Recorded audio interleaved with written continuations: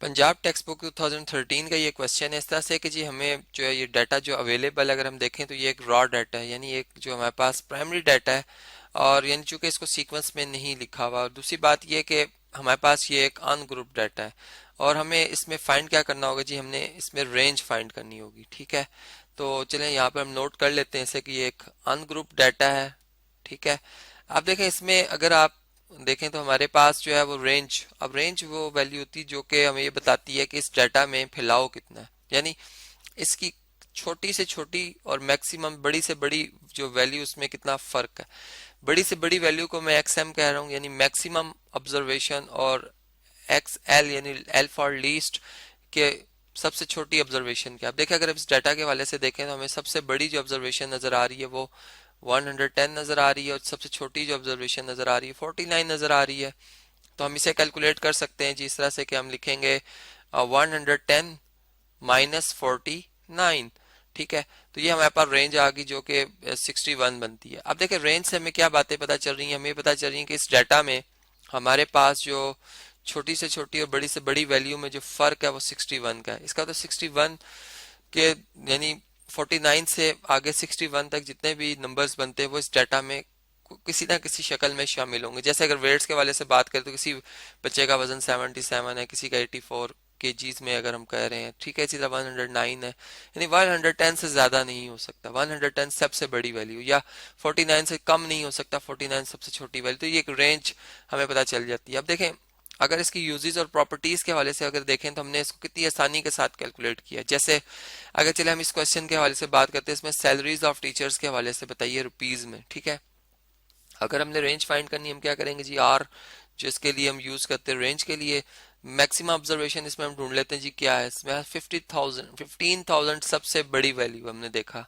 और जो सबसे छोटी ऑब्जर्वेशन है हमारे पास ये 11,500 है। ठीक है, ये सबसे छोटी ऑब्जर्वेशन है, तो हम मैक्सिमम ऑब्जर्वेशन में से जो छोटी जो सबसे लीस्ट ऑब्जर्वेशन है इसको माइनस कर देते हैं, यानी 15,000 में से अगर आप माइनस कर दें 11,500। ठीक है, चले इसको हम इसका यहाँ रफ वर्क भी करते हैं कि 15,000। ठीक है, अगर इसमें से 11,500 माइनस करना हो तो कैसे, यानी यूनिट्स प्लेस पे यूनिट प्लेस के सामने वाले डिजिट्स आएंगे। ठीक है, इस तरह से हम नंबर्स को अरेंज करेंगे। जीरो में से जीरो माइनस करेंगे, जीरो, फिर जीरो, जीरो में से 5 माइनस नहीं हो सकते, यहाँ से 1 कैरी लेंगे, 4 हो जाएगा, ये 10 बन जाएगा। 10 में से 5 माइनस करेंगे 5, 4 में से 1 माइनस करेंगे 3, और जीरो में से तो ये 3 से पहले जीरो जितने भी लगा दो ये नंबर पे कोई इफेक्ट नहीं पड़ता, नंबर की जो जो वैल्यू है वो वही रहती। तो 3,500 जो है वो रेंज है। यानी हम यहाँ पे यूं बात कर सकते हैं कि एक इंग्लिश मीडियम स्कूल जो कि खास तौर पे जिसके टीचर्स के हवाले से हम ये बात कर रहे हैं, एक कम से कम जो टीचर तनख्वाह ले रहा है वो 11,500 ले रहा है, और ज्यादा से ज्यादा जो ले रहा है वो 15,000 ले रहा है, यानी बाकी तमाम टीचर्स इनके दरमियान किसी लेवल पर जो है वो पे ले रहे होंगे। ठीक है, तो ये सैलरीज के वाले से हमने बात देखी।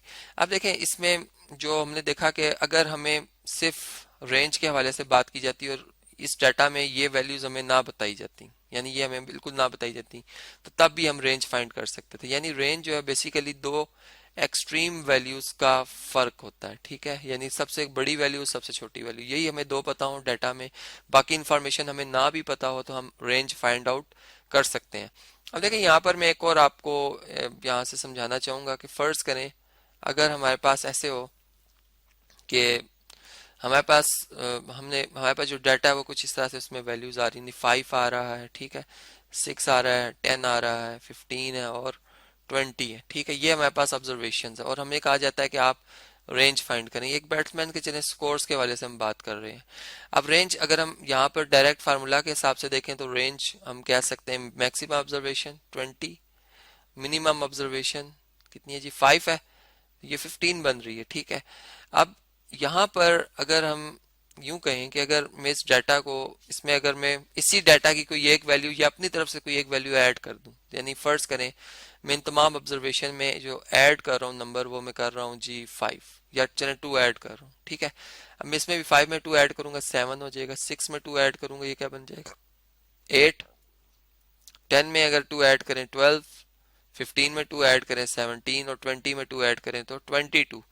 अब अगर हम इसकी रेंज निकालते हैं तो सबसे बड़ी ऑब्जर्वेशन कितनी है जी 22 और सबसे छोटी ऑब्जर्वेशन कितनी है जी 7, इससे छोटी वैल्यू नहीं है। तो अगर इनका फर्क अभी देखा जाए तो ये भी 15 ही बन रहा है, 22 में से 7 माइनस करें। हमने देखा कि अगर हम सेम नंबर जो है वो डाटा में ऐड कर लेते हैं तो इससे रेंज के आंसर पे कोई फर्क नहीं पड़ता, रेंज वही रहती। लेकिन अगर हम यूं करते हैं कि इसी डाटा को, चले मैं यहाँ से इस डाटा को कॉपी करता हूँ, ठीक है, ये हमारे पास डाटा जी, इसको यहाँ से हम कॉपी करते हैं और हम ऐसा करते हैं कि अगर हम इस डाटा को मल्टीप्लाई कर दें किसी नंबर से, ठीक है, तो फिर देखते हैं कि क्या इफेक्ट पड़ता है। नहीं एडिशन से, और यहाँ पे चले एक और बात बताता चलूँ कि अगर हम सब्ट्रैक्ट भी कर लेते, अगर हम सब्ट्रैक्ट भी कर लेते, फॉर एग्जांपल अगर हम सब्ट्रैक्ट करते तो हमारे पास क्या जवाब आता, यानी सब्ट्रैक्ट करते हमसे, चले 2 से ही सब्ट्रैक्ट कर लेते, कोई भी नंबर था, चले हमने 2 सेलेक्ट किया, तो ये यानी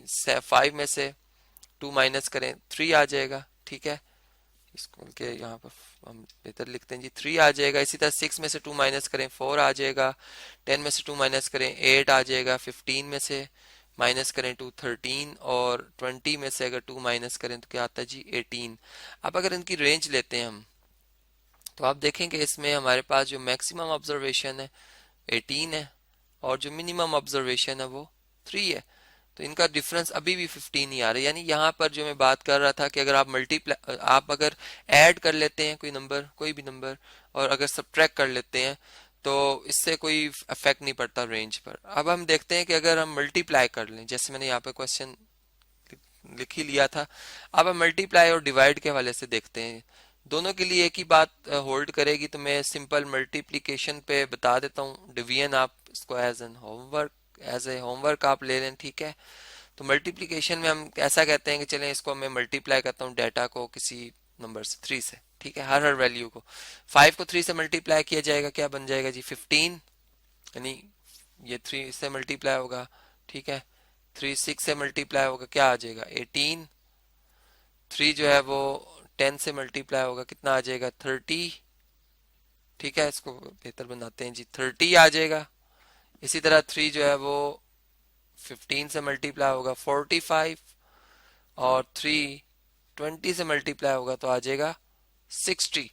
अब आप देखें रेंज जो है, मैक्सिमम ऑब्जर्वेशन अगर आप देखें तो ये हमारे पास आ रही है मैक्सिमम, इसको मैं एक्स एम कह देता हूँ, और सबसे मिनिमम ऑब्जर्वेशन जो है वो हमारे पास कितनी है जी, ये आ रही है 15।